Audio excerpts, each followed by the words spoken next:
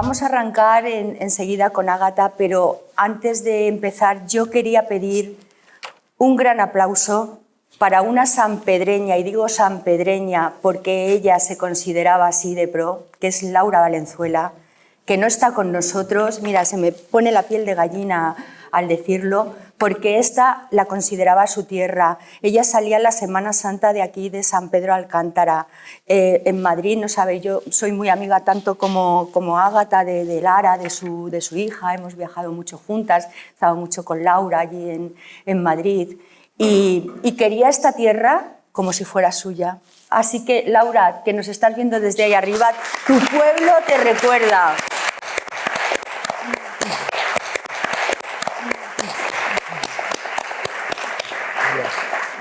Y ahora sí, estamos... ¿Qué voy a presentar yo de Ágata? Si es que esto es como innecesario, porque tenemos a una diseñadora que ha paseado y sigue paseando la marca España. Llega de México, directamente ha llegado a Marbella desde México, y va dejando esa impronta y esa magnífica tonalidades de colores que tenemos en nuestra tierra por el suelo por donde pisa.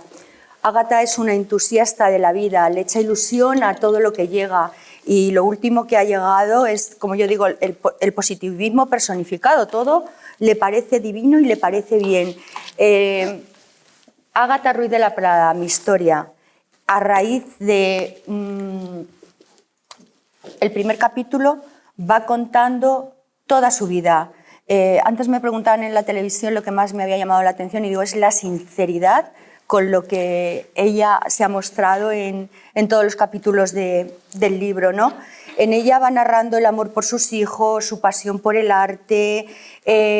Arranca hablando de ese útero con forma de corazón que, sin saberlo, luego le ha marcado la vida. Y bueno, ¿qué más voy a decir de Ágata? Si es que la tenéis aquí para que hable ella, que a mí ya me tenéis muy vista.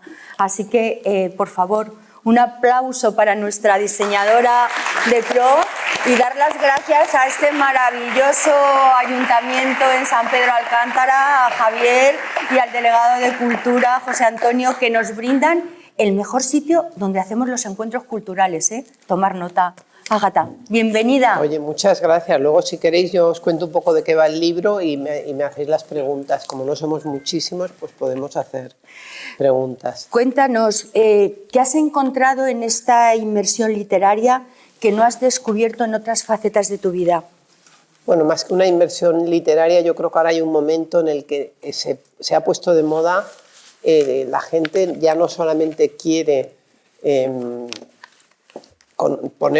comprar ropa de un diseñador y tal igual, sino que le interesa muchísimo conocer el personaje, ¿no? Entonces hay una tendencia, pues ha habido, por ejemplo, una película que no sé si la habéis visto, pero os la recomiendo, un documental sobre la vida de Valentino, sí, que es una maravilla, que empieza que tiene 8 perritos pequeños como Carlinos, entonces van tirando los perritos a un avión particular. Sí. Y siempre el hilo conductor, que está muy bien hecha, ganó el premio en Cannes a la mejor película. Entonces Valentino tuvo a una gente siguiéndole 6 meses y los odiaba con toda su alma, porque ya no podía más de ellos. Encima estaba como vendiendo la empresa, y fue un momento que le pusieron nerviosísimo. Y entonces, cuando le dieron el premio como el mejor documental del año, el tío se levantó y les dio un abrazo, como haciendo las paces, porque la verdad que él lo había pasado criminal, pero el resultado era extraordinario, ¿no? Entonces, para que os hagáis una idea de Coco Chanel, hay como más de 200 biografías de Coco Chanel. Y eso que la empresa dueña de Chanel, que son unos señores judíos, odian te ponen todo tipo de impedimentos para que tú hagas una novela, para que tú hagas una biografía. No les gusta nada abrir la casa a críticas o a que se conozca demasiado y tal y cual, pero son 200 biografías. Aparte de eso, hay como 4 o 5 películas, de Saló hay películas. Ahora ha habido una serie en Netflix de Halston que ha sido fantástica. Entonces está viendo como que todo el mundo quiere conocer al personaje. Exacto. En profundidad. Entonces yo creo que este libro ha salido en el momento más apropiado, porque yo creo que tengo justo la edad para tener bastantes cosas que contar y a lo mejor dentro de 15 años ya no me acuerdo de nada, porque yo tengo una memoria horrible. Y Pedro Narváez, que te ha ayudado en toda esta... Y entonces esto empezó con una editorial buenísima, que yo creo que es la mejor editora de España, que se llama Imelda Navajo, que estaba en Planeta mucho tiempo y luego hizo su propia editorial, que es La Esfera de los Libros. Y entonces un buen editor primero me puso al escritor que ella quiso. Sí. Que además no éramos nada amigos, imagínate, yo le conocí hace 20 años. Gaditano. Porque él era del ABC, él estuvo en el ABC y no me hacía ni caso, las cosas como son. O sea, siempre éramos como que nos conocíamos, por supuesto, pero nos evitábamos bastante. Entonces yo quise que me lo hiciera una amiga mía y Imelda no me dejó, me puso a este. Entonces yo pensé al principio que el libro iba a ser más profesional. Pero al final, él, que debe estar harto de llevar 20 años de periodista de moda, pues le interesó más hacerlo como le interesaba mucho mi relación con el poder, de dónde venía, porque yo, no sé, un poco todo el mundo de la aristocracia en Barcelona y tal y cual. Y bueno, yo diría que en el libro se ven muchas cosas. Primero, yo soy hija de un señor de Madrid con una señora de Barcelona, con lo cual imaginaros ya lo que es eso. Y antes era mejor que ahora, pero ya es una gran, un conflicto, digamos. Luego, pues mis padres se separan cuando yo tengo 15 años y entonces en ese momento mis padres, éramos 5, dividen, los chicos se los queda mi padre, las niñas siempre mi madre y a mí me mandan a París, cosa que me convino bastante, yo estaba feliz de irme a París. Y entonces yo ahí cuento un poco de dónde vengo, cuento un poco mi infancia, mi familia, todo eso, esto le fascinó a él. Hombre, el libro está muy bien, a mí me encanta leer, no hay nada en el mundo que me guste más que leer. Me encantan las biografías y me encantan las historias de mujeres. O sea, me como los libros de mujeres. Tengo un sector en mi casa de libros de mujeres, pues desde Frida Kahlo, Alú Andrea Salomé, bueno, por supuesto, Simone de Beauvoir de toda la vida, Anaïs Nin, o sea, me encantan los libros de mujeres y me parecen que siempre se aprende, bueno, de los libros de Coco Chanel que os digo, me he podido leer 10 o 12 porque me encanta el personaje. José Manuel, ven aquí que ¿Tienes sitio? Que me han dejado aquí un sitio. Menos mal que no he venido con él en coche porque si no hubiera llegado tarde, que odio llegar tarde. Mira que te dije que os recogía, ¿eh? Venga, manchego tenía que ser. Total, que empieza el libro contando un poco eso y hay varias cosas que son lo que ha marcado mi vida. Yo diría, mi vida la ha marcado, pues mi padre era un gran arquitecto, uno de los mejores arquitectos que ha habido en su generación. Casi todas las casas que ha hecho mi padre están protegidas, no se pueden tocar. Y está esto por una parte, y mi padre fue el mayor coleccionista de arte contemporáneo de su generación. O sea que ahora mismo el arte contemporáneo está por todas partes, todo el mundo lo entiende y tal y cual, pero cuando yo era pequeña, nadie, absolutamente nadie, no sabían si se tocaba, para qué era, no entendían. O sea, una casa... yo creo que cuando yo era pequeña yo vivía en la casa más bonita de Madrid, que era hipermoderna, para que os hagáis una idea, tenía una piscina, 2 piscinas, y tenía césped, de verdad. Era una casa y tenía cuadros de Antonio López, de Chillida, o sea, tenía de Tapies. Mi padre fue el primer, siempre lo decía Juana Mordó, el primer español que compró un Tapies. Fíjate. Entonces yo me pasaba los fines de semana, bueno, iba muchísimo a galerías, la galería más importante de todas era Juana Mordó, pero conocía a todos, a Zobel, a Sempere, a todos los del grupo de Cuenca, ¿no? Y iba a los estudios, a las galerías y tal y cual. Yo tengo un hermano que nos llevamos 9 meses, 10 meses, y a él lo recordaba como una cosa espantosa, esa vida. Pero yo lo recordaba como una cosa que a mí me ha aportado muchísimo, o sea, inmersión en el mundo del arte. Entonces, así como yo no tengo buen oído y no conozco mucho de música, pero yo veo un cuadro y a 1 kilómetro sé si es bueno o malo. No tengo el ojo de mi padre, que era excepcional. Mi padre una vez compró un cuadro por 100.000 pesetas y lo vendió por 100 millones de pesetas. Vaya ojo. Sí. Vaya ojo. Entonces, cuando llegaba a las galerías, mi padre no mira, o sea, imagínate que le gustaba ese cuadro. Pues como le miraban a ver qué ha mirado Juan Manuel, Él se ponía a mirar el otro así, como, ¿sabes? Para despistar, y al final le decía, Juana, no quiero eso. ¡Qué listo! Porque todo el mundo pensaba que el tío tenía un ojo bestial. Y él compró unos cuadros, tampoco tenía mucho dinero, pero era simplemente, él compraba con esta Juana Mordó, entonces empezaba, mira, te voy a dar 25 pesetas por este, 100 pesetas por el otro. Tenía un lío de cuentas que se pasaba. No me extraña que luego dices en el libro que has buscado en tus amores a gente muy parecida a tu padre, ¿no? Pero luego no encontraba a nadie que tuviera esa sensibilidad artística y ese buen gusto, la verdad, que tenía mi padre, porque era una obsesión. O sea, mi padre es que era un esteta total, o sea, una cosa increíble. Entonces, ahí yo hablo de que a mí lo que me ha dado la vida siempre ha sido el mundo de la cultura, tanto por una parte el mundo del arte, como yo vengo, por ejemplo, mi abuelo, el padre de mi madre, era un señor que se compraba 3 libros o 4 libros al día, todos los días. ¿Qué dices? Siempre decía, yo lo único que gasto es en libros. Y muchos días se equivocaba. ¡Qué maravilla! Muchos días se equivocaba y a lo mejor se compraba un libro que se lo había comprado ya 5 veces. ¡Ay, qué interesante! Y se lo compraba. Entonces, y luego en mi familia, por parte de madre, no se trabajaba. De eso hablo mucho también, del tema de los planes. Entonces, no se trabajaba, pero se hacían muchos planes, que también es cansino, digamos, ¿no? Entonces, sí que no había una exposición, o sea, no había un premio Planeta, un Goncourt,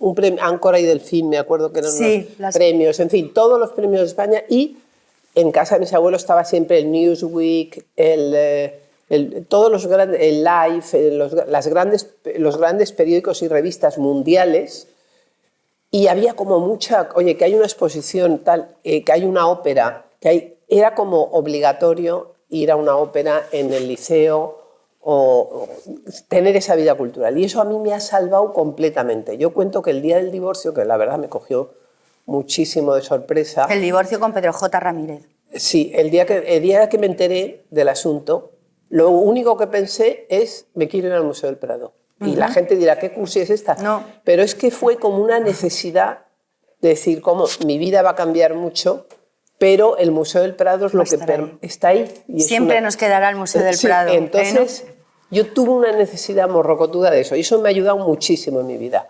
Otra cosa que me ha ayudado muchísimo en mi vida ha sido, y que lo agradezco en el alma, es trabajar.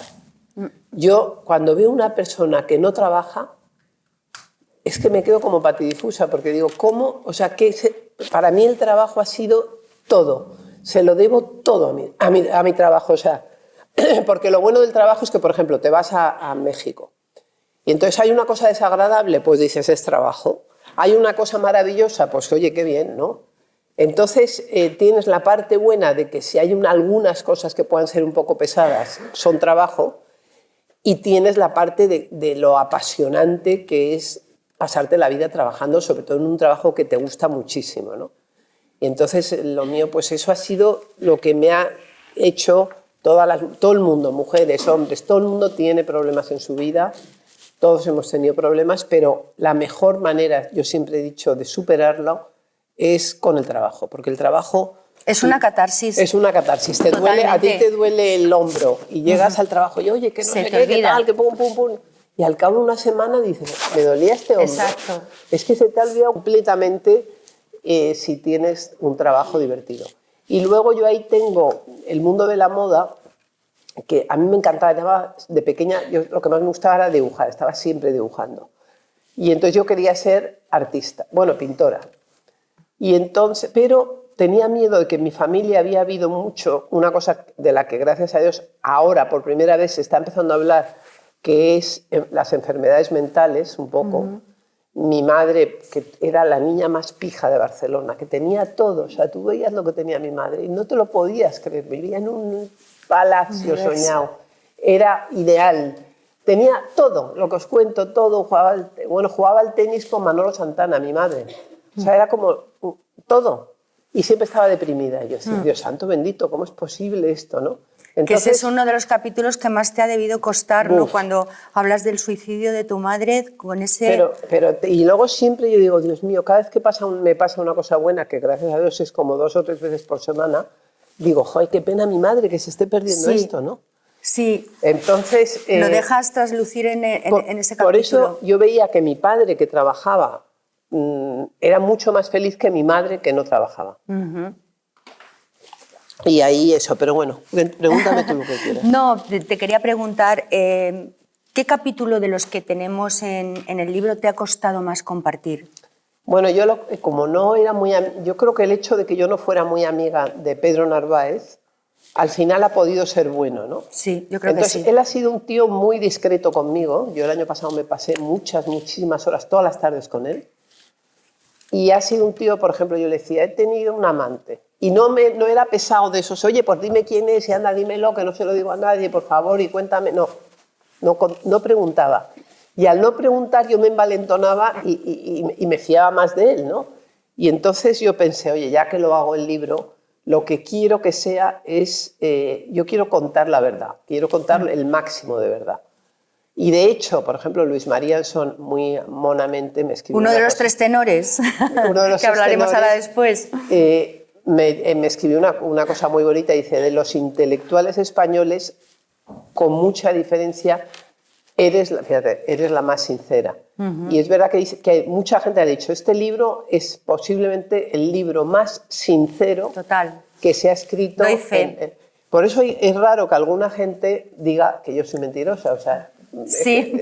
Es alucinante porque yo lo único que Vamos a obviar el nombre de quien lo dice porque es darle publicidad. Pero es que yo he estado súper pendiente, que al final los últimos 2 meses antes de sacar el libro fueron muy desagradables, porque era léetelo y vuélvetelo a leer y vuélvetelo a leer. Y además, por ejemplo, me decía, te lo llevo mañana a las 9 y me lo entregas a las 5. Coño, ¿Perdona? Sí. Yo leo rápido, pero... Y encima luego me lo entregaba, por ejemplo, a la 1. Sí. Y ya no me daba tiempo a leerlo, porque además tenía un poco... Y además tuve este libro como muchísimo secreto, porque era un libro muy... Teníamos mucho miedo, sobre todo la que tenía muchísimo miedo era Imelda, porque ella había trabajado con el Himno y él le había ayudado a hacer la editorial. El Himno, para los que no han leído el libro, es el Himno Todos Maverick. saben quién es el Himno. ¿No? Ya sabéis quién es, ¿no? Y entonces el Himno, teníamos mucho miedo de que pudiera parar el libro, de que nos pudiera hacer algo. Y, por ejemplo, yo tengo este novio tan guapo que está aquí, que es un abogado buenísimo. Patón, que sale en el libro. Levántate un minuto, que sale en el libro. Anda. Que va a presumir de novio, hombre. Ahora voy a presumir de novio. Aquí tenéis al manchego de oro. Es que la Mancha hay que ver, además de vino, fijar qué hombre es, además de guapo, es un abogado extraordinario, y claro, si él me coge el libro empieza a decir, quita esto, quita esto, quita esto, más 3 o 4 amigas mías, el libro queda un rollo patatero. Y el libro, lo bonito y lo divertido ha sido que, aunque yo tenía muchísimo miedo y quizá he arriesgado y he contado muchas más cosas de lo que debía de contar, y sobre todo que a mí me han educado en una cultura que lo más importante era ser ser muy discreto. Sí. Y el libro es 100% indiscreto. Lo que no se dice no existe, no, ¿verdad? Ya, pero esa fue nuestra cultura. En este momento la mujer más poderosa del planeta es una mujer que se ha hecho poderosa de pura indiscreción, que es Kim Kardashian. Efectivamente. Y ella ha sido, a base de contar las animaladas más grandes que te puedas imaginar, tiene 587 o no sé cuántos o más millones de seguidores, que quiere decir pues el 20% del planeta. No sé, una burrada de gente le sigue, ¿no? Sí. Entonces, y todo eso ha sido por contar la verdad. Yo he tenido mucho miedo, pero luego he pensado, mira, prefiero decir las cosas yo que me saquen nunca algo que... Es muy difícil que me saquen algo porque todo lo he contado yo. Y si me sacan no me importa porque...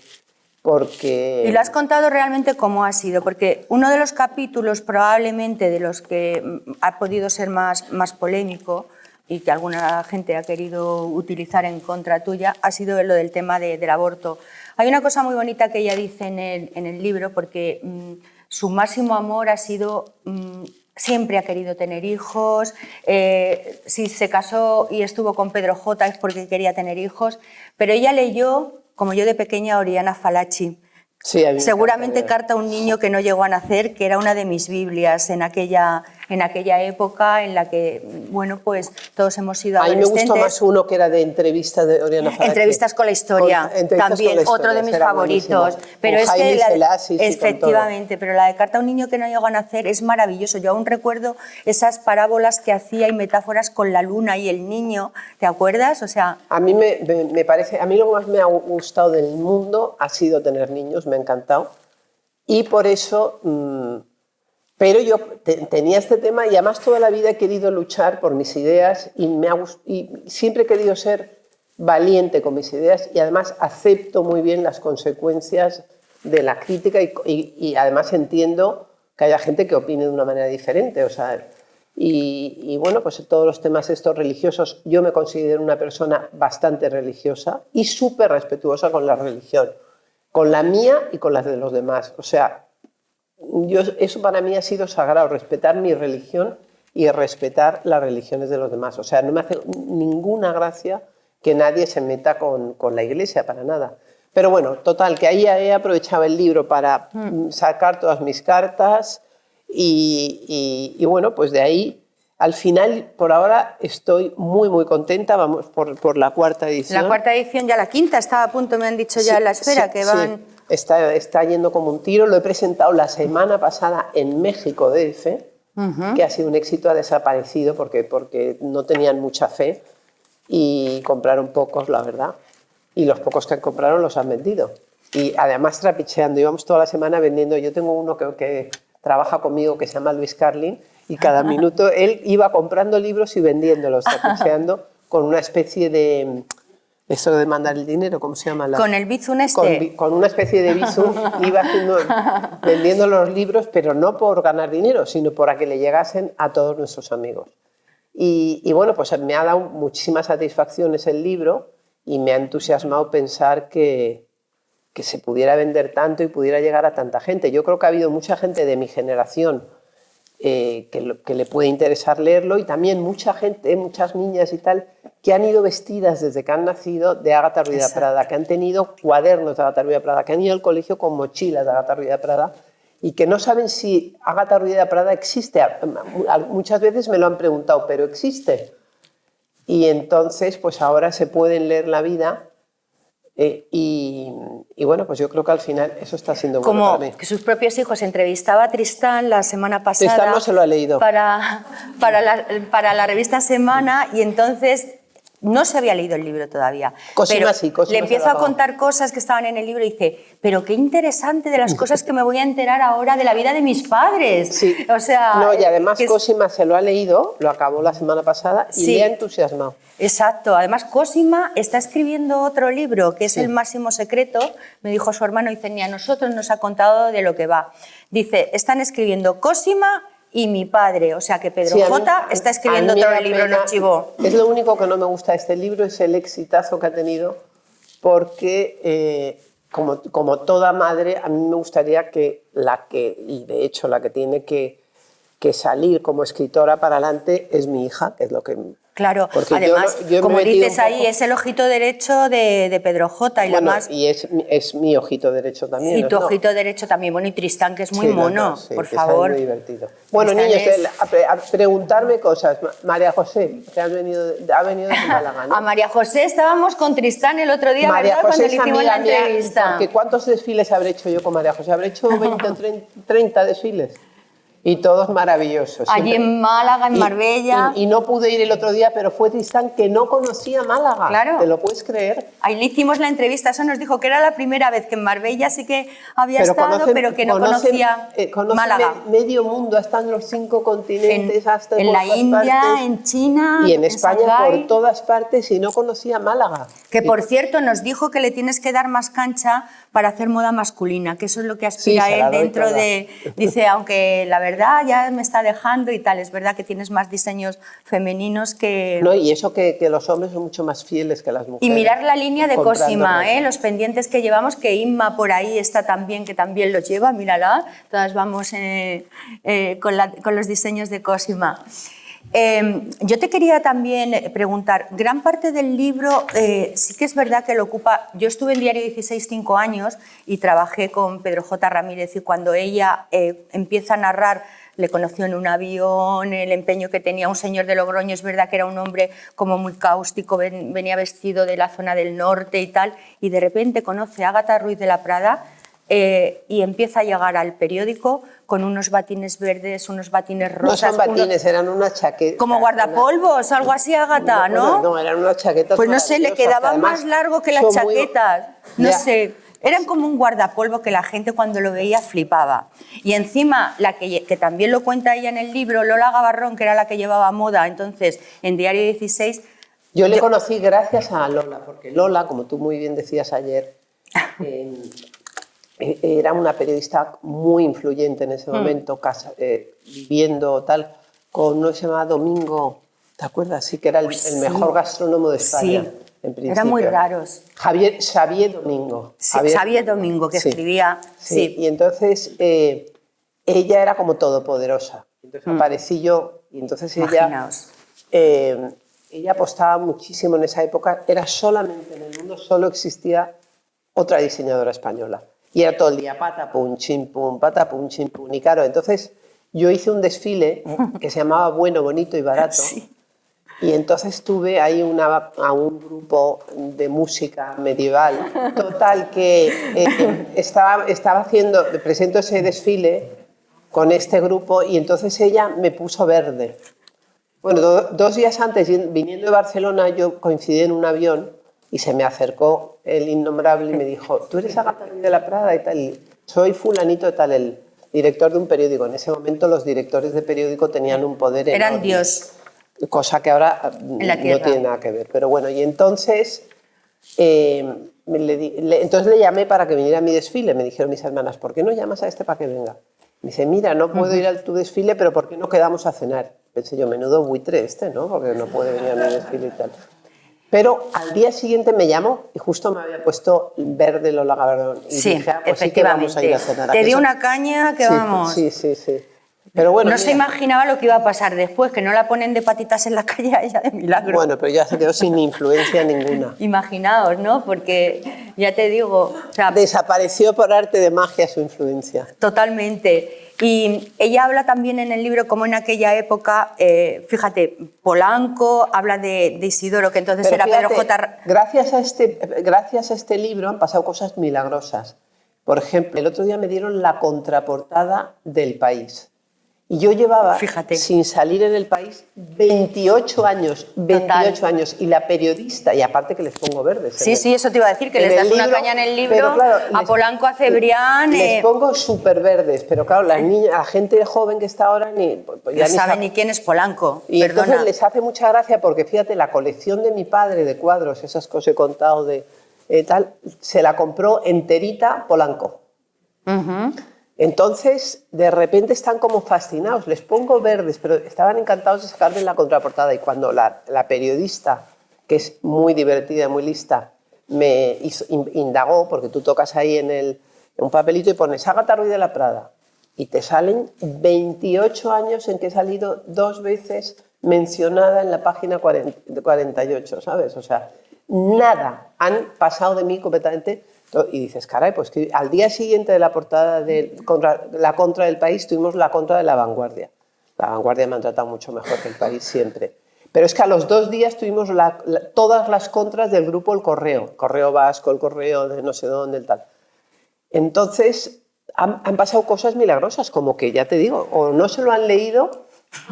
Yo creo que no se lo han leído. O las barbaridades si se lo han leído, no te dan la portada, o sea, ni la contraportada. A mí me llamaban del periódico El País y yo hacía periódico El País y entonces hacía así, clac, colgaba. Una vez estaba en mi tienda de París y llego y me dicen, han venido a coger ropa del País que están haciendo un reportaje. Digo, ¿y se la habéis dado?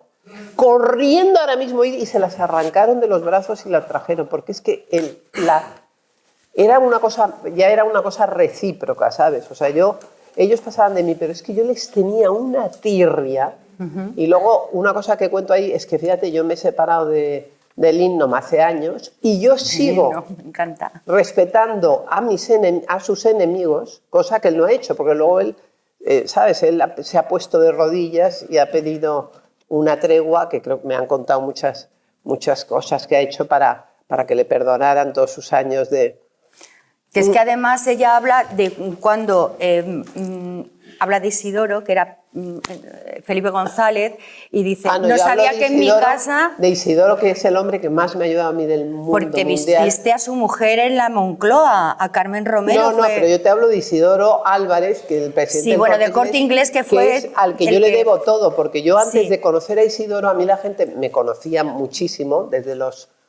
Yo a los 20 años hice mi primer desfile y con 21 años iba por la calle y todo el mundo era Ágata, Ágata, Ágata, Ágata, porque salía un poco en la tele y tal. Y entonces todo el mundo iba por la... Me conocía, pero la gente decía, esta está loca y además nunca jamás va a vender nada. Tanto es así que yo ya, como me lo dijeron 1000 millones de veces, pues yo ya pensé que nunca iba a vender nada. Pero lo ha puesto por ti. Y hubo una época, y mucho fue gracias a Isidoro, muchísimo le debo a Isidoro.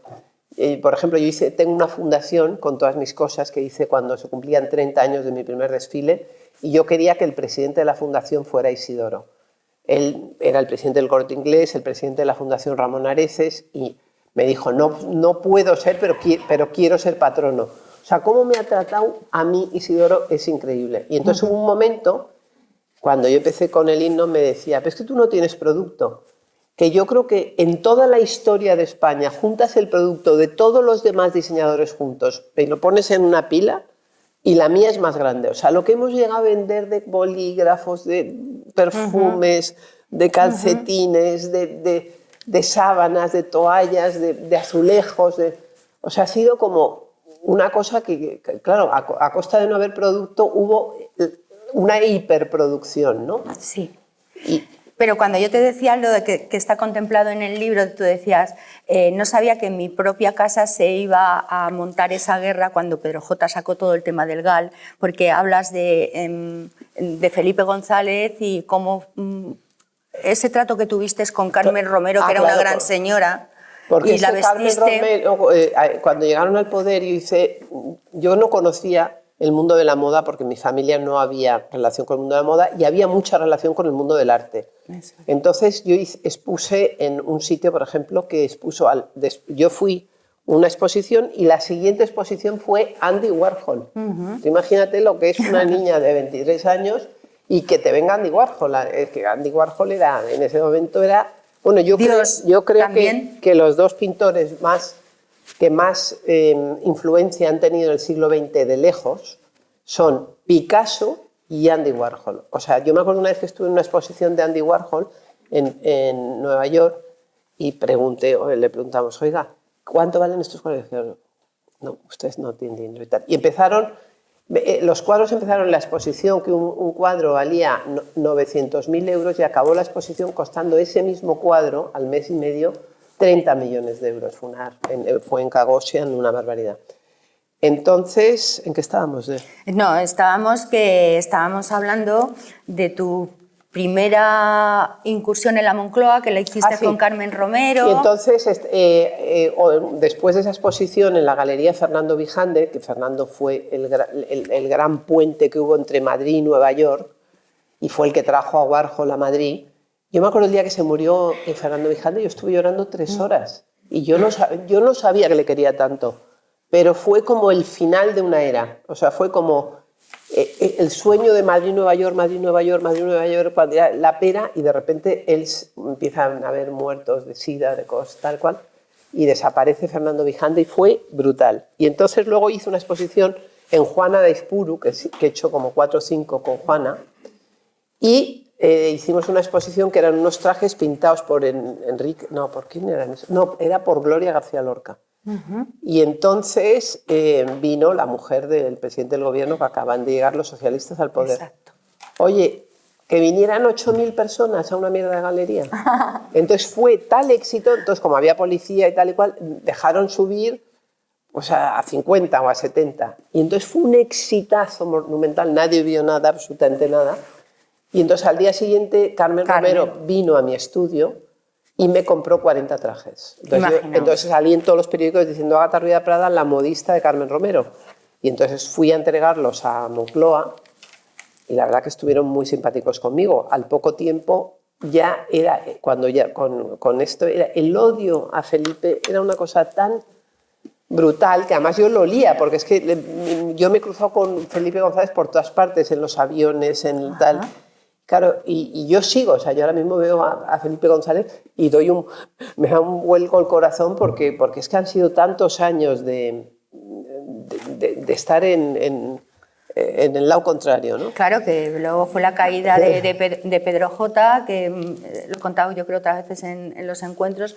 Queríamos montar una cooperativa, que pusiéramos una peseta todos en el periódico para cuando se acabó Diario. Sí, para montar esa cooperativa estábamos todos los trabajadores. Cuando salió el famoso editorial aquel de La Rosa y El Capullo por Jorge Semprún, fue aquella guerra que él siempre ha culpado al Partido Socialista de terminar con su andadura en Diario 16, y es cuando creó El Mundo. Bueno, porque es que además cuando yo conocí a Juan Tomás de Salas, que era el jefe... Alfonso y Juan Tomás. Pero sobre todo, bueno, Alfonso era un señor normal y Juan Tomás era un genio maravilloso. A Alfonso le gustaba el dinero y tal y cual, pero no tenía ningún atractivo, o sea, atractivo intelectual cero. Y en cambio el otro tenía un atractivo que era fantástico. Y yo le nombré padrino de Tristán. Pero tenía una mujer celosísima, yo creo que era de Canadá. No la conocí. Y entonces, yo me acuerdo que la primera vez que yo me enteré esto de los títulos fue Juan Tomás el que me dijo, este niño va a ser marqués. Y yo pensé, ¿por qué? Y entonces es cuando estaba empezando toda la guerra de los títulos. Cuando pasó todo. Es que baronesa, marquesa, no le falta título. No, pero otra cosa que hablo mucho en el libro, claro, es del tema del feminismo, de cierta manera, ¿no? Yo digo que en mi familia, por casualidad, las mujeres han sido mucho más ricas que los hombres. Sí. No me preguntes por qué, pero es así. Mi bisabuela, por parte de madre, era la nieta mayor del marqués de Comillas, que eran dos apellidos, que eran López y Güell, recién nuevos ricos, pero ricos. Y luego la madre de mi abuela también era riquísima, se llamaba Sagnier, y se casó con uno que era de Guatemala. Y entonces que fue uno de los fundadores, de los 4 fundadores del Barça. Y él era jockey, jugaba al polo. Y tenían un campo de polo en casa. Y entonces sus amigas le dijeron, oye, ¿tú sabes que este señor se casa contigo por el dinero? Y ella, estamos hablando de hace más de 100 años, dijo, moninas, qué bien tener dinero para casarme con quien me dé la gana. ¡Qué bueno! Que es una respuesta muy... Y luego, la madre de mi padre también era... que le caía fatal a mi madre, que era de Valencia, era riquísima, era mucho más rica que Ruiz de la Prada, porque era el Sanchiz. Y entonces tuvieron 11 hijos. Mi padre, que era un sinvergüenza, le preguntaba, ¿cuántos hermanos tienes? Y decía, soy hijo único. Y eran 11. Y decía que era hijo único porque él era el mayor y toda la patulea que los demás no existían, ¿no? Por debajo le daba como bastante vergüenza. Bueno, total, o sea, que tengo mucha gente, y mi madre también, que mi madre, cuando se casan mis padres, el piso lo había comprado mi padre, porque era arquitecto, pero el dinero... Era de tu madre. El dinero lo ponía mi abuelo. Entonces, claro, mi madre, el padre de tu madre. El padre de mi madre, o claro. sea, que es digamos que mi abuelo era el que pagaba a las muchachas, la luz, el gas, todo. Todo, los niños, los colegios, todo. Entonces, claro, yo no he vivido nunca una mujer sometida al hombre. Es más, yo le decía a mi madre, oye, disimula un poco, un poquito, una pizca y tal. Pero ahí no disimulaban nada. Todas eran las mujeres mandando. Entonces, por eso para mí el feminismo fue una cosa que lo tuve en vena, como igual que el arte, como os he contado, o la arquitectura. Es una cosa que desde que he nacido la tengo ahí. Sí, que lo vives con una naturalidad, has sido feminista siempre, no te has tenido que decir... Claro, pero ya te digo, porque aparte que esta que te digo, mi bisabuela era una señora, mi bisabuela, la nieta mayor del Marqués de Comillas, porque el Marqués de Comillas, que era un chico muy pobre de Santander, se metió bueno, eso es lo que nos contaron a nosotros de pequeños, se metió de polizón en un barco que se fue a América, y cuando volvió de América era el dueño de la transatlántica. Entonces volvió a su pueblo, que era Comillas, y pasó los 45 barcos de la transatlántica, y invitaba al rey a veranear. En ese momento pues le invitaba 3 o 4 meses a veranear y a veces estaba el rey ahí y él no estaba porque él estaba trabajando. Pero él enseguida todo ese dinero lo quiso convertir en cultura y fue el que hizo la Universidad de Comillas, que era un seminario, le encargó todas las cosas a Gaudí y a su hijo les metió una presión tremenda por la cultura, por la religión, ¿sabes? Por muchas cosas de... Entonces mi bisabuela era una señora que hablaba 7 idiomas y en su casa tenían un limosnero, que el limosnero es lo que hoy en día sería el director de la fundación. Ajá. Entonces, para que no les diera lata, porque era morrocotudo, cuando tú eras muy, muy rico, como pasa en América y tal cual, todo el mundo les pedía dinero todos los días. Entonces había gente todos los días, ay, dame por favor, y tenían colas y colas de gente pidiendo dinero. Y entonces por eso, y este fue Mosén Cinto Verdaguer, que ha sido el mayor poeta de la historia de Cataluña, el más respetado y tal y cual, y era el limosnero de Casa Güell. Y entonces él estaba, él comía y vivía en la casa, siempre siempre la gente elegante tenía un cura que vivía en la casa y era de comida y cena con el cura, que es el que... Y entonces, pero este era un cura súper intelectual. Que estaba casi como a sueldo, ¿no? Aquí, claro, bueno, claro. Era, por eso era, y él era el que repartía el dinero y a la vez era como era muy culto, pues eso hizo que la vida de mi abuela era una señora requete culta. Y en cambio mi madre, para que os hagáis una idea, no fue ni al colegio. Mi madre no fue al colegio. A veces su abuela, que se fue a vivir a casa de mi madre porque se quedó viuda, le daba clases, pero tú me dirás qué clases le daría, ¿no? Y fue al colegio, que era su sueño ir al colegio, fue al colegio como con 18 años, a Ciudad de Rodrigo, pero ya era una generación con muchísima menos fuerza de voluntad. Mi abuelo, que fue un hijo tardío, todas las noches cenaba de frac, todas las noches.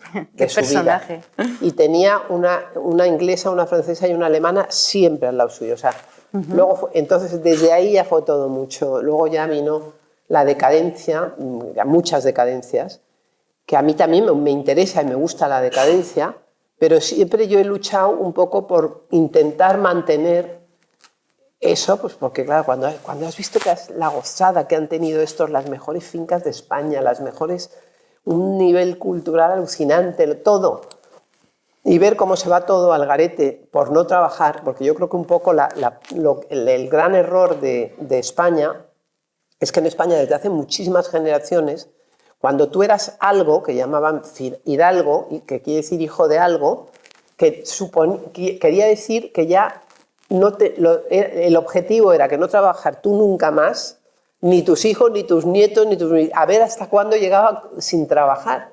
Cosa que en otros países, por ejemplo en Inglaterra, no ha habido eso. O sea, en Inglaterra las grandes familias, los duques, lo primero que querían es que sus hijos fueran al mejor colegio y a la mejor universidad del mundo. Todos, desde hace muchas generaciones. Y entonces eso era intentar entrar en Eton o en Harrow y intentar entrar en Oxford o en Cambridge. Y eso es muy, muy duro. Entonces ya los niños desde que nacían, nacían y ya estaban apuntados en la lista del colegio. O sea que había una exigencia cultural, deportiva, no sé qué, a que tus niños fueran los mejores. Y en cambio en España ha habido a que tus niños no hicieran absolutamente nada. Y eso, como yo lo he vivido mucho, pues he luchado mucho contra eso. Lo que marcó un hito en Madrid fue tu primer desfile, en el que se mezclaron allí en Locas todo Dios, desde pijos, punkis, hippies. Bueno, ¿Eso lo recuerdas en el libro? Yo tuve la suerte que llego a trabajar y entonces yo vuelvo a Madrid porque mis padres se separaron, fui a París y luego un año con cada uno. Cuando no podían más de mí ni yo de ellos, pues me cambiaba de ciudad. Y entonces llego a Madrid como en plan de trabajar porque yo no fui buena estudiante. Entonces, y además ahí mi madre no había ido ni al colegio, le daba exactamente igual que estudiáramos, que no estudiáramos, estábamos en la cocina todos. Asilvestrados. Asilvestrados. Total.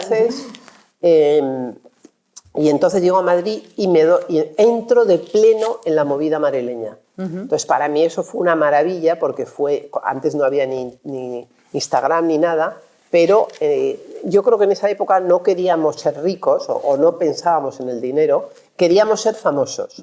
Ajá. Pero antes era muy difícil ser famoso porque por ejemplo, pues salías en la Luna y la Luna la Luna era el top, pero eran 8.000 ejemplares y salía y tú te hacían unas fotos, que siempre estábamos con el tema de las fotos te las daban al cabo de un mes en diapositivas sí. y entonces todo era muy, bueno, en ese momento la prensa era muy poderosa, pero entonces con el tema de la movida madrileña empezaron a llegar a España los grandes periódicos del mundo, el New York Times, el Herald Tribune, bueno, las grandes revistas, el Newsweek, todas, y cogieron como una costumbre de que tenían una lista y la lista ABC tal, y era Almodóvar, Alaska, Agatha Ruiz de la Prada, y éramos 8 o 9. Y siempre estábamos esperando. Entonces las fotos para House and Garden, para no sé qué. Y era pues 2 veces por semana o 3 tener a esta gente. Por ejemplo, hicieron un reportaje impresionante para la PBS, que era la Public Television, y en esa época, imaginaos lo ricos que eran los periodistas, se vinieron 2 meses y medio al Hotel Palace, que eran un equipo como de 12 personas, tenían una furgoneta con un chofer, y todo esto para hacer un reportaje de 1 hora. Y ahora, vamos, el que te hace la entrevista, te hace la foto y te hace las preguntas y te graba. O sea, es una cosa que dices, que antes había... Es una cosa descabellada, sí, que te obligan a eso, pero, por ahorrar fotógrafo, por ahorrar... La suerte de estar en ese grupo de la movida madrileña hizo que yo, con 23 años, tuve una página entera en el New York Times, que luego no pasa nada, pero en ese momento era como, ¿sabes? El New York Times era increíble. Bueno, yo sigo apuntadita del efecto que me hizo al New York Times, que lo miro casi desde todos los días, sí. Desde entonces hasta ahora, ¿no? Y ha citado a Almodóvar, ha citado a Alaska, todos con un denominador común. Alaska lo lucía en aquella época de la movida, los colores vitamina, los colores que ella, desde el primer momento... No creas, porque luego enseguida de la movida madrileña vino lo punk, que era lo negro, lo que tú odias, que no te gusta nada de ese color. ¿Te vestiste solo de negro para ver al Papa? Sí, es verdad. Es verdad. Pero fíjate que iban todos vino una época que iban todos de cuero y sí, empezaron a pintarse los pinchos, con los pinchos. Yo lo encontraba atroz. Toda esa época del negro fue una época durísima para mí, porque además pasó la alegría de la movida y llegó todo el SIDA y todos los problemas y toda la cosa. Y entonces yo odiaba eso, pero me acuerdo una vez que estaba en Milán en un desfile y estábamos mis 2 hermanas y yo vestidas, bueno, de 200 colores. Y toda la gente que había, pero toda, que había unas 800 personas, el que no iba de negro iba de gris oscuro. Todos. Entonces nosotros parecíamos unos payasos del circo mundial. Pero entonces, ¿qué pasó? Que eso fue como la gente mira esto, tal. Entonces, cuando empezó a volver el color, la gente decía, es como Agatha Ruiz de la Prada. Sí. Y eso quiere decir que gracias a que de repente te han regalado una cosa que es impresionante. Agatizados todos. No, te han regalado el color, que es como si te regalan las flores o el cielo o el mar, que te regalen. Claro. Que el mar sea tuyo es la pena, ¿no? Claro. Pues que el color sea tuyo. Y entonces, en todos los países del mundo, yo empecé haciendo unos trajes que eran con ruedas, con michelines, con miles de aros. Eran unos trajes que, sobre todo, la forma era... transgresora muy totalmente. Transgresora. Pero a la gente, cuando yo empecé a salir de España, lo que le chocaba no era eso. Es que no sé por qué lo que le chocaba era el color. Y entonces empezaron, cuando alguien va de colores, dicen, voy de Ágata. O hoy he venido agatizada. Y entonces eso quiere decir que fue tan bestia la época del negro, sí, que me quedé con el color. Y es que citábamos a Almodóvar, pero es que es un poco lo mismo, ¿no? Él venía de esa Mancha que también conoce aquí nuestro amigo Patón también, que es un cielo siempre nublado, los colores oscuros, y sus películas llamaron mucho la atención por el colorido que tenían. Sobre todo ahí ha habido una cosa, que hubo un momento de muchísimo talento, porque sí, el otro día la que me presentó el libro en Madrid fue Alaska. Sí. Y lo hizo tan extraordinariamente bien, porque Alaska, sobre todo, lo más importante de Alaska es lo lista que es, que no lo sabe nadie. No solo es muy lista, sino que además es muy bien educada. Yo le estaba invitando, porque yo en esa época lo hacía todo a mano, era Ágata Ruiz de Prada, Marqués de Riscalocho, 28010 Madrid. Y de eso me podía hacer 1000. O sea, que me dolía la mano, Ágata Ruiz de Prada. Fíjate qué tonta, lo podía haber impreso, luego ya lo empecé a imprimir y tal. Pero en las primeras épocas todo era escrito a mano. Y siempre que le invitabas a Alaska te mandaba un mensajito. Muchísimas gracias, no voy a poder ir y tal y cual. Pero, qué mona. caray, pues esta parece que es... América la educó muy bien, sí, pero porque muy su madre bien, es ideal. Muy bien, pero la educó muy bien y ella es extraordinariamente lista. ¿Sabéis que vistió una vez a Lady Gaga y luego no ha vuelto a ver el traje? ¿A que eso no lo sabíais? Bueno, luego ha habido toda esa época de las influencers que todo está cambiando muchísimo, pero eso hace que sea muy divertido, porque el cambio hace que tu cabeza se tenga que adaptar y mucha gente se queda por el camino, pero de repente está de moda abrir tiendas, de repente está nada de moda abrir tiendas, de repente se ponen de moda los outlets, de repente se pone de moda las ventas por internet, estas de Bon Privé o no sé qué, y todo va, pero ya las modas duran 6 meses, antes duraban, yo me acuerdo cuando saqué mi primer perfume, pues tener un perfume era la locura, pero es que ahora ya tienes que sacar un perfume casi cada mes. Entonces, bueno, pues es muy interesante ser capaz de irte adaptando a las nuevas tecnologías. Como ella dice, hay una frase muy chula en el libro que dice, una a veces se comporta como un Kennedy y otras veces como un Corleone, ¿no? Bueno, esa frase es más bien de Pedro Narváez que mía, ¿eh? Te la ha hecho tu escritor, pero a mí me ha encantado. Pero ¿sabes lo que pasa? Que claro, cuando te gusta leer y admiras la literatura, yo hubiera escrito a lo mejor el libro de otra forma diferente, pero tengo que respetar que era muy, muy difícil con todo lo que le conté por hacerte 300 páginas, ¿sabes? Claro, y igual de letra gorda. La frase igual también es de Pedro, pero esa frase de Pedro J, yo le voy a llamar Pedro J porque era mi dire, estaba acostumbrado a las cortinas de terciopelo cuando solo tenía visillos. Esa frasecita también se las trae. Hay una frase buenísima porque es que a mí me encanta ir al campo, es lo que más me ha gustado toda mi vida. Y desde que he nacido, o sea, al mes de nacer ya me llevaron al campo. Cuando tuve a Tristán me fui directa al campo y yo soy muy, muy de campo. Y entonces él iba al campo. Y entonces cuando empezó con esta tal, no sé quién me contó, que había estado en el campo. En el supermercado. Entonces pasó de ir al campo a ir al campo. Al campo en general, vamos, sí. Intelectualmente fue un poco eso. Sí, sí, sí. Y salió en una revista, que salió en una portada lo de que pasó a ir al campo. Yo creo que conmigo nunca había ido al campo. Son súper importantes cada referencia en cada página a Tristania Cosima, a tu ratón, que la sigues llamando sí. Tu ratón. Mi ratón, que son muy monos de pequeños los ratones, pero cuando crecen, en fin. Pero ahora duerme con sus perros, son súper animalistas, porque Ágata, fijaros, toda su ropa es sostenible. Incluso cuando esperaba, como en Europa, que el Partido Verde triunfara también aquí en España, estuviste, hasta te apuntaste. Yo fui muchos años de los Verdes, pero es que mi abuelo Casteldorrius, o sea, el padre de mi madre, era ecologista en los años 20, porque en los años 20 del siglo pasado hubo un gran movimiento ecologista y él fue siempre ecologista. Por ejemplo, nosotros tenemos un campo al lado de Madrid, lejos de Alcampo, y en ese campo mi abuelo es que no dejaba que nadie tocara un árbol. Era como, la religión era, en esa época en España llegaron los tractores y todos los campos quitaron todos los árboles para que los tractores pudieran trabajar y fueran más deprisa, ¿no? Solo una pregunta, que tú tan animalista es tu amiga. Has conseguido que aquí el cazador cace menos también, ¿eh? Cuando vas a la finca... Desde luego, yo soy loca de la ecología. Mi padre, que no era hijo de ese abuelo, mi padre siempre fue súper ecologista. Tuvo un piso en Canarias y una casa maravillosa en Lanzarote. Y en Lanzarote era una casa blanca, el suelo era negro de lava volcánica, estaba al lado del mar, y nos traían el agua, porque no había nada de agua, en un camión. Y entonces, como gastaras una gotita de más de agua, es que te caía la mundial. O sea, el respeto que yo he tenido desde pequeña por el agua ha sido impresionante, y por la luz. Mi padre siempre estaba, apaga la luz, apaga el agua, apaga la luz.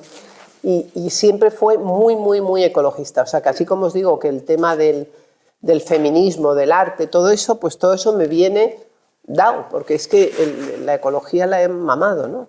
Es que yo tenía una cosa tonta mía, como de geisha, que yo no soy nada geisha, pero como de darle importancia, ¿sabes? O sea, yo tenía, y yo ponerme en un segundo lugar cuando, no sé, conmigo era todo el rato, ¿sabes? Te quiero decir que íbamos por la calle y entonces aparecía una señora mayor y le saludaba, y las 5 tías guapísimas que iban al...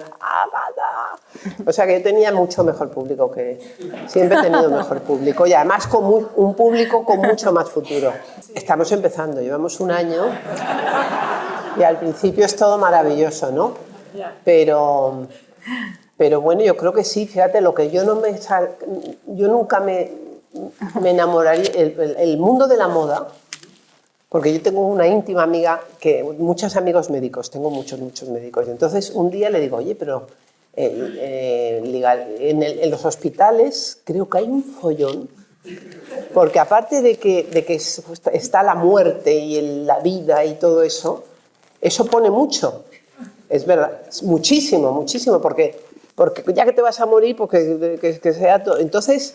O sea, líes de faldas, dices. Lo que ligan, o sea, eso. Es impresionante. En cambio, el mundo de la moda, que teóricamente es para seducir y todo esto, es un mundo que es que no te comes una rosca, no hay todo, o sea, no sé cómo explicarlo, es el mundo menos sexy que te puedas imaginar, ¿no? Entonces, yo por eso yo toda mi vida estoy acostumbrada a trabajar y a estar con tal, pero hay poquísimo que rascar en ese mundo.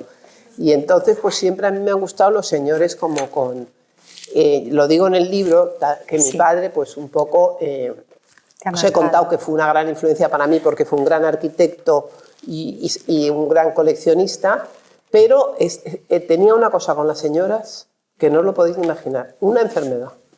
Pero él tenía sex appeal también. Él era muy sexy, pero claro. No pensaba más que en eso. Y eso es una virtud. Ya, pero para los hijos no es ninguna virtud, ¿sabes? Que siempre antepongan a una señora a la familia. O sea, que mi padre era bastante canalla. Y luego ese canallismo pues, ha hecho que a mí me gusten los señores canallas, menos José Manuel, que es un amor y que es un señor estupendo. Pero que de los demás también habla en el libro, porque también habla de Luismi, o sea, que ella corazón abierto. No, pero que tienes toda la razón, que ha sido una cosa maravillosa, por eso no hay cualquier cosa, hay que sacarle la parte buena. Yo cuando me estaba divorciando, en ese momento mi sueño era tener un nieto, que sigue siendo mi sueño, aunque ya me lo voy a... Pero no se me ocurría tenerme que poner a buscar novio. Digo, coño, pero si yo estaba buscando un nieto, no un novio, entonces... Mira lo que te va dando la vida. Tienes que pegar un volantazo o sea, es un volantazo impresionante. Pero yo creo que ese volantazo te rejuvenece mental y mentalmente. Además, fíjate qué bonito, porque sabéis que Julián Porras, que lo hemos tenido aquí presentando el libro en nuestros encuentros, que es el primo de aquí de José Manuel. De José Manuel, y se conocieron en una reunión también. Bueno, pero ¿sabes lo que pasa? Que el negro, o sea, el color es una especie... Ahora no, yo acabo de llegar de México, que es, digamos... Todo color. Hay 2 polos en el mundo que no está estudiado lo suficiente, que es México y la India, que son... esos polos son polos del color total. Entonces, ahí ha habido gente muy pobre hace cientos de años, que vivían de una forma súper humilde, pero cuando tenían un poco de dinero se vestían de colores, pintaban las fachadas de amarillo, rosa, naranja y tal, porque yo creo que ha habido, es una cosa que la llevan en la sangre y en la cabeza desde hace 1000 años, de la importancia del color como para ahuyentar los malos espíritus. Y entonces el color hace que estés como vitamina. Es como una vitamina que hace que tú estés más contenta, más feliz, que te ayuda muchísimo a ser feliz el color. Si tú vas a esas señoras que están todo el día en París de negro, es una depresión, porque entonces cuando se muere alguien, ¿qué hacen? ¿Sabes? Siguen de negro. Y entonces al final el negro entristece muchísimo. Los japoneses son los más tristes, ¿no? Iban todos de negro. Entristece muchísimo, entonces el color es como terapéutico. Yo creo muchísimo en la terapia del color. Cuando el tiempo está gris es cuando más Tú tienes que ponerle color el amarillo, porque es como gris. A mal tiempo, buena cara. Eso es. Yo estoy soñando con tener una impresora 3D. Es que es lo que más ilusión me haría. O sea, yo si tuviera una impresora 3D, todos los días haría un objeto diferente. Me encantaría, sueño con eso. Pero bueno, estoy esperando a que avance un pelín más para que se convierta en una cosa más normal, y yo le voy a dar un cuarto entero de mi estudio a la impresora 3D. Sin duda ninguna, el fucsia. El fucsia. Desde que empecé, o sea, yo en el año 81 hice mi primer desfile y ya creé mi primera etiqueta. Y mi primera etiqueta, que era un homenaje a Rothko, era fucsia. También se podía ver un poco como las capas de los toreros, una cosa muy española, que era el fucsia con el naranja, amarillo. Y tal, cuando yo llegué el primer viaje que fui a México, por poco me desmayo, porque es que hay la arquitectura, o sea, hay un hotel que se llama Camino Real, que está hecho por Legorreta, que era, todo el hotel era rosa y amarillo, pero amarillo más amarillo que el traje que lleva esta señora, más amarillo que el chaleco de Lorenzo, era amarillo total, y encima tenía una fuente en la entrada, azul clarito. Bueno, yo es que no me lo podía creer. Y luego hay un arquitecto que es Barragán, que para mí es el mejor arquitecto del mundo, que es un arquitecto que trabaja con el color, todo ha sido con el color. Y entonces un día me sobró un ratito en México y me dijeron, ¿qué quieres hacer? Y dije, hombre, pues lo que quiero hacer es ir a conocer la casa de Barragán. Que la casa de Barragán es la locura, ¿no? ¿Cómo es? Es pues maravilloso. Bueno, yo llorando en la casa. Qué pues fuerte. Es el tío, por ejemplo, todo está hecho a sangre, quiere decir que hace muchos años, por ejemplo, no es estas cosas tan horribles que se ven que cierras la terraza y hay ahí no, todo desaparecía, es todas las superficies, y luego ahí hay el rosa con el amarillo, las paredes son completamente, pero cuando te digo completamente es que se mete dentro el filo para que desaparezca, es una maravilla. Hay una escalera que es famosísima, que, en fin, la casa de Barragán es una de las cosas que os recomiendo porque es maravillosa. No, la verdad que es que yo no soy escritora, si tuvieras la vida que yo llevo no me preguntarías eso. ¿Sabes? Hay años que hago 74 desfiles en un año, 74 desfiles, lo sabe María José. O sea, una experiencia casi religiosa. Es que yo estoy haciendo un plan y preparando a una cosa que hablo mucho en el libro, son de los planes, pero eso lo tenéis que ver, de la importancia de los planes. Pero vamos, a mí me encanta leer, y lo he dicho 1000 veces, pero no me gusta escribir. Entonces, y no me considero capacitada para escribir un libro sobre la Iglesia Católica, la verdad.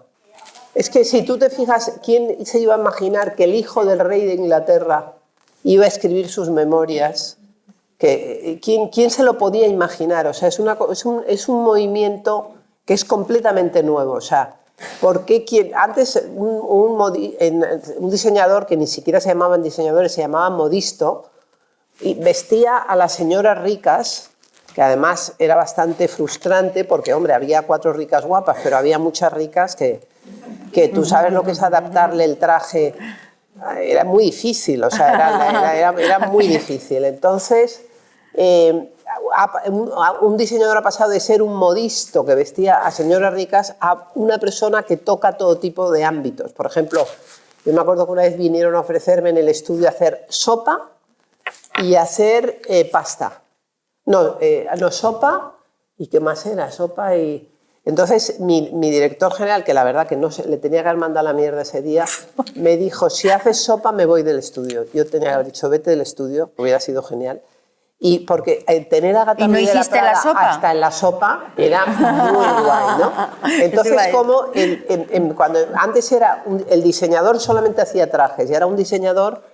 Una vez, por ejemplo, yo hice un jardín en Bogotá, que era un jardín con flores diseñado por mí, pero es que he hecho desde tumbas a puertas blindadas, ha hecho todo, o sea, teléfonos, enchufes, lavadoras, secadoras, absolutamente de todo, libros para bebés. parques infantiles, he hecho todo. O sea, y ¿Sí? entonces... Las tapas.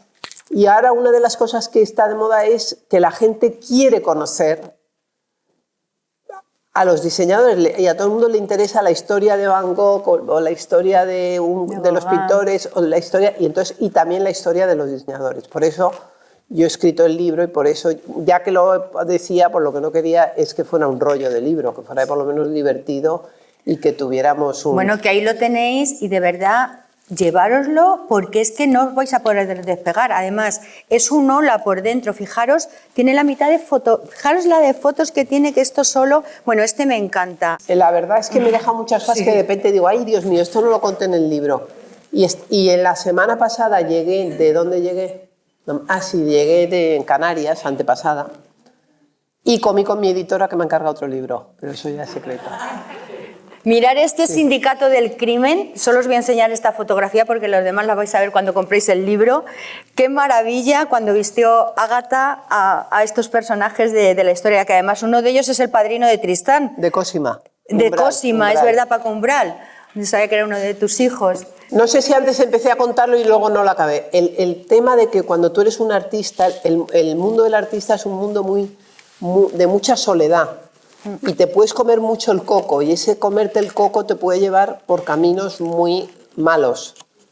En cambio, el mundo de la moda es un mundo muy cachondo, muy divertido, donde siempre estás rodeado. Tú haces un desfile y tienes 40 modelos, los maquilladores, los peluqueros, los fotógrafos, los de las luces, los de las vestidoras, tal. Entonces, ¿cómo te puedes deprimir ahí? Es imposible. O sea, tú en esa marcha, la gente, el no sé qué... Es un mundo donde te puedes cansar un poco, pero deprimirte imposible. Y yo, como venía de una familia así, digo, uy, ahora me meto yo aquí en un cuarto, empiezo a darle vueltas a la cabeza y esto puede acabar muy mal. Me gustaba, el que más del mundo en esa época era Yves Saint Laurent. Luego y también me gustaban mucho los japoneses en esa época, Issei Miyake y todo ese grupo. ¿Y tú quisiste empezar con Del Pozo? Pero... Yo quise trabajar con Del Pozo y tenía una amiga que había metido dinero en Del Pozo. Y entonces vamos a Jesús del Pozo y le pedí trabajo gratis, por supuesto, y me dijo que no. Y entonces me sentó tan como un tiro que yo dije, yo nunca en mi vida hasta que me muera voy a cerrarle la puerta a un becario. Y he tenido becarios, 2.000, 3.000 becarios, o sea, de todos los países del mundo tal. Nunca le he cerrado una puerta a un becario, a no ser que por papeles no se pueda, ¿sabes? Tenemos que hacerlo de una forma legal y hay veces que no se puede. Pero desde luego siempre, y además he aprendido muchísimo de mis becarios, y además voy por todo el planeta y siempre me encuentro a mis becarios que me ayudan, siempre. Mira, yo creo que desde que pasó lo del COVID, que fue un viernes, nos encerraron, y yo tenía la maleta para irme el lunes a México, y tenía la maleta casi acabadita, y entonces me fui al campo porque tuve miedo de que me cerraran en Madrid, y me fui con la comida para mis gallinas y mi bolso. El bolso y la comida para las gallinas. Y entonces cuando volví estaba la maleta para México. Y yo desde ese día me di cuenta que no se pueden hacer planes. Porque a mí me hubieran dicho que iban a cerrar una tarde el aeropuerto y yo no me lo hubiera creído. Y cuando cerraban el aeropuerto 2 meses y luego yo ya tardé como 2 años en volver a coger un avión, que fue el año pasado, mi primer vuelo, yo creo que mi primer viaje transatlántico fue en cruzar el charco, no, sí que iba a París y a sitios, pero y a Mallorca y a muchos sitios, pero no puedes hacer planes. Después del COVID, ¿qué planes podemos hacer? Es imposible. Si es que yo vengo de una familia que siempre decían, ¿qué planes hay? Entonces mi abuela, que era genial, divertidísima y maravillosa, al final de su vida yo le llamaba y le decía, abuela, ¿qué tal estás? Y dices, bien, este mes voy muy bien de planes. He tenido 5 funerales y 3 bodas. Le daba igual que fuera un funeral que una boda, pero era un plan. El amor al plan es una cosa, claro, yo el día que me divorcié, una amiga mía me dijo una cosa buenísima. Dice, tienes que ir hasta la inauguración de una gasolinera. Y yo lo he repetido mucho eso. Entonces, es verdad, o sea, tú tienes que salir a la puta calle. O sea, porque claro, si te quedas en tu casa no va a entrar un ángel por la ventana. O sea, eso es imposible, ¿no? Entonces tienes que salir y salir y salir, y los planes. Y entonces, bueno, pues es el amor al plan. Entonces hay buenos planes, malos planes, pero lo importante es que haya muchos planes. Y Cosima escribió en una época en La Razón, Sí. y unos artículos que eran buenísimos. Es que escribe la niña... Porque escribe genial y que se llamaban Los planes de mi madre. Entonces ella decía que ellos, mis hijos no tenían ninguna gana de plan. Y yo era, ¿sabes? Pero sí, y muchos días tengo 10 planes en una noche. Entonces intento ir no a los 10, pero por lo menos a 4 o 5, ¿no? Y encuentro que tener planes es básico. Y bueno, ya os he contado casi todo el libro, espero que... Ahí tenéis el libro que os lo va a firmar Ágata. Yo quiero darle las gracias y decirle que al menos, a ver si me acerca un poquito a Alaska presentándote el libro, de lo bien que te lo hizo, sí, hombre, acercándonos un poquito, y daros las gracias porque habéis llenado este teatro para arropar a nuestra gran diseñadora, que vamos a darle un aplauso, que pasea la marca España por el mundo. Gracias, Ágata. Muchas gracias.